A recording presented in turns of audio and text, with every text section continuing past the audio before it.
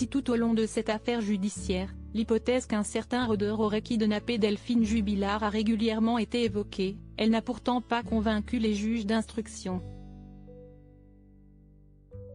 En effet, comme l'a souligné Le Parisien, jeudi 1er décembre, lors de son dernier entretien avec la justice, Cédric Jubilard a pu partager quelques confidences sur ce qui aurait pu arriver à son épouse.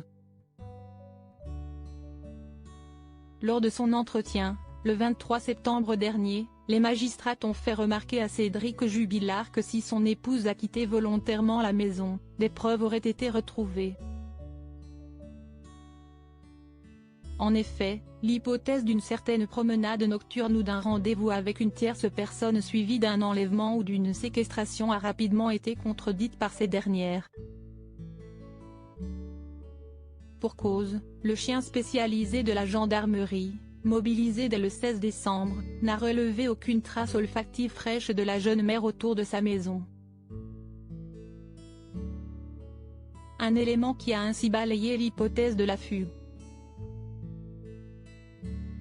Delphine Jubilard, ses amis convaincus par la piste criminelle. Le 5 octobre dernier, W9 diffusait un documentaire criminel portant sur l'affaire Jubilard. Face caméra, Amy, une des amies de l'infirmière cagnacoise, avait partagé quelques mots sur ce qui aurait pu arriver à son amie.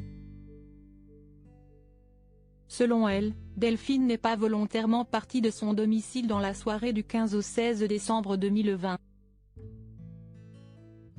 Je n'y crois pas du tout, qu'elle est partie d'elle-même, ça, si est sûr et certain.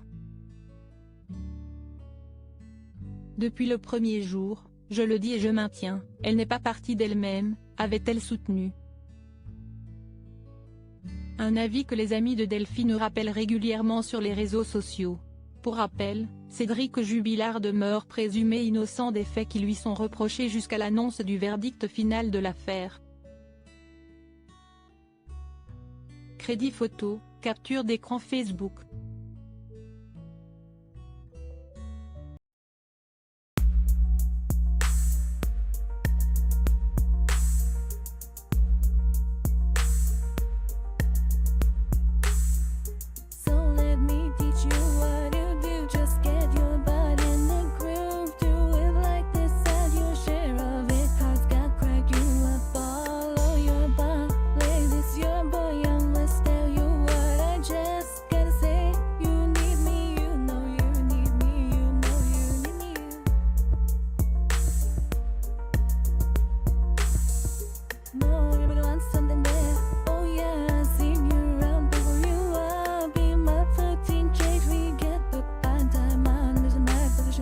Yeah, you